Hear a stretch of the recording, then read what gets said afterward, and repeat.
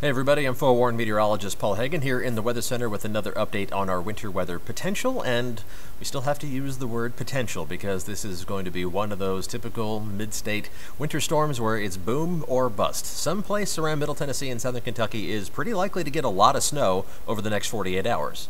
A lot of places around the mid-state are going to get minimal snow over the next 48 hours, and we're going to be in that transition zone right in between those two areas. So a lot of details to unpack. Let's get to it first with the overview of what you can expect over the next 48 hours. Today we're seeing a little burst of sleet and rain moving through, but as temperatures warm up, it's going to be warm enough for cold rain to move in this evening. Could see some freezing rain, though, in southern Kentucky. More on that in just a moment. Moderate to heavy rainfall tonight into early Friday. Could see some localized flooding problems. I don't think the rivers and streams are going to run out of their banks, but watch out for some deeper puddles with frozen ground getting a lot of water on top of it. Change over to a rain, snow, sleet, freezing rain, messy mix, and then eventually to all snow is going to happen by roughly midday on Friday. What do I mean by roughly? Well, we'll get into it. There's still a lot of uncertainty exactly when that changeover is going to occur and where. And thus, with all that uncertainty, the accumulations are still, like I said yesterday, very uncertain. In fact, I added one more very because I had room for those 4 letters in the last bullet point there. So we have a lot of things to talk about. We're looking at, again, a big snowmaker for at least part of the mid-state, but exactly where is that snow going to develop? It's always the trickiest part of the forecast. It's a big winter storm. This is the same thing that's going to produce those feet of snow around Washington, D.C. As it moves in, though, we're just talking about shower activity initially. Then here comes the heavier rain, and this is, again, one of our computer model forecasts. This is our in-house RPM model that we have access to at the TV station. This is not one of the National Weather Service computer models. This one is one of the more conservative in producing snow amounts, especially around Nashville. You're going to see in a second it doesn't produce much at all, but that's the way things tend to go around here. Look at that pink in southern Kentucky. Once we stop the clock here just after midnight, that's freezing rain, and that's a problem. Heavy rain across southern Middle Tennessee, and that's going to continue into the morning with that freezing rain still possibly continuing in southern Kentucky, working its way into northwestern Middle Tennessee. By 7 o'clock in the morning, so we're just talking about the first transition from that freezing rain sleet mix over to snow along the Tennessee River that works its way farther to the east. You see, it's in between Clarksville and Nashville by 10 o'clock in the morning. Watch what happens to it as we head through the rest of the day. It almost makes it into Nashville by early afternoon. How many times have we seen this pattern play out where that rain-snow dividing line with a little messy mix in between almost gets to Nashville, and then it just stops, and it hangs out for several hours, and we get cold rain in metro Nashville, while northwestern Middle Tennessee, towards the Tennessee River, southern Kentucky, especially the western half, they get tons of snow. This could be one of those systems. I say could be because there's still some uncertainty, and then finally we see the transition to snow in Nashville by early evening. Again, this is the latest computer model in producing that transition of rain to snow. You can't necessarily take that specific timing to the bank, but I do think that the later transition is the more likely scenario with this type of system. And that transition finally works its way into eastern Middle Tennessee. You get some terrain enhancement with the higher terrain, that snow getting squeezed out over the higher elevations of northeastern Middle Tennessee and the eastern half of southern Kentucky, and that's definitely going to help aid accumulating snow in that part of the mid-state as well. So let's add it up.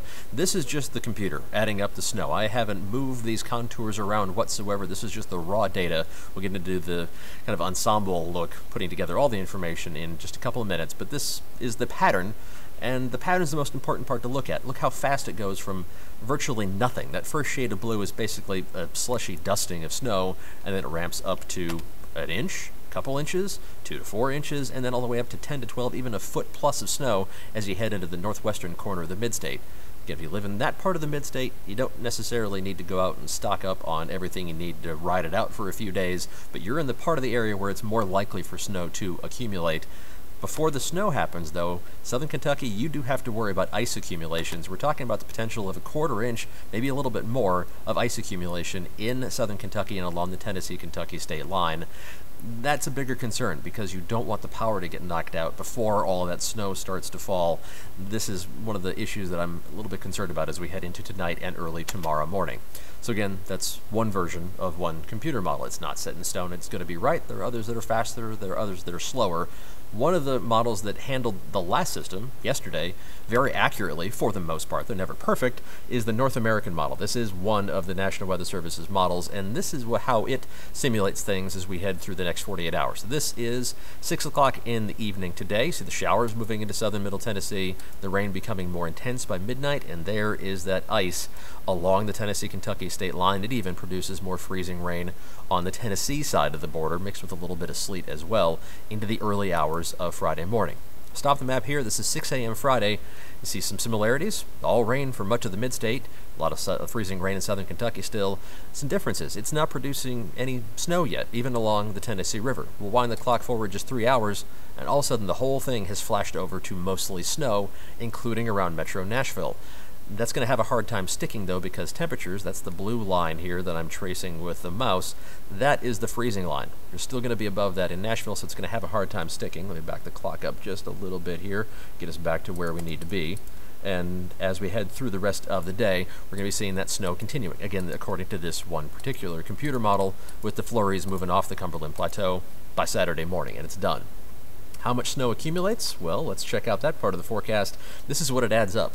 You see that 5.8 inches for Metro Nashville. All of a sudden you're thinking, oh, okay, now we're going to get a significant snow event with over 10 inches showing up in Clarksville.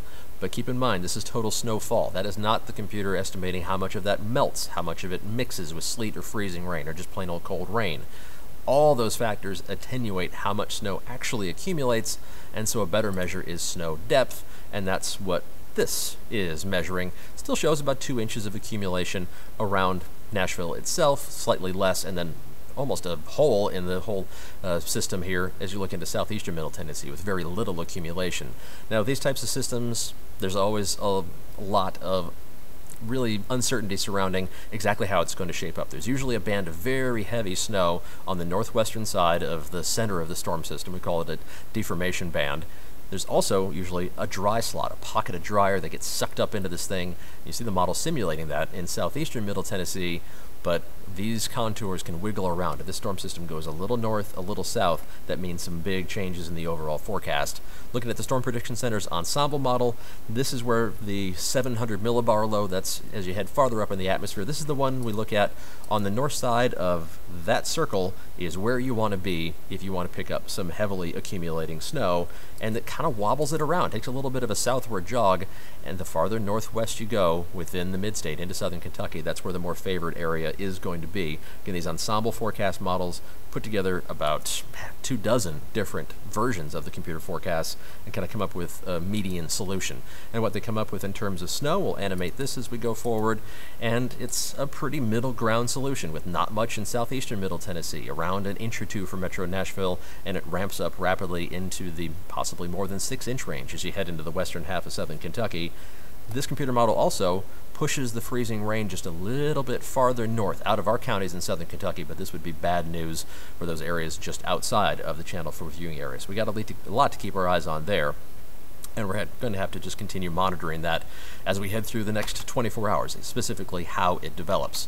Here's what I'm saying. So these are my maps now that kind of average out all the different data we're looking at, put my own spin on it, having seen several of these systems over the last 6+ years that I've lived here. Up to a 1/4 inch of ice possible in the northern fringes of our counties in southern Kentucky, up to a 1/10 of an inch of ice all across all of southern Kentucky and far northern Middle Tennessee before that changeover to snow happens. How much snow?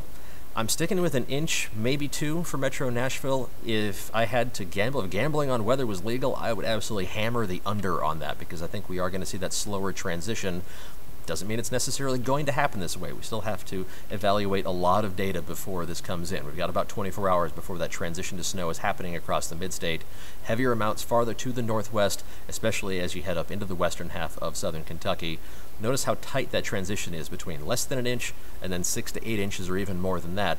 In reality, as tightly packed as those colors are, those contours, they're going to be more tightly packed even than that. So it's going to be a real fast gradient between, a real sharp gradient between really nothing at all and a ton of snow adding up on the ground by Saturday morning.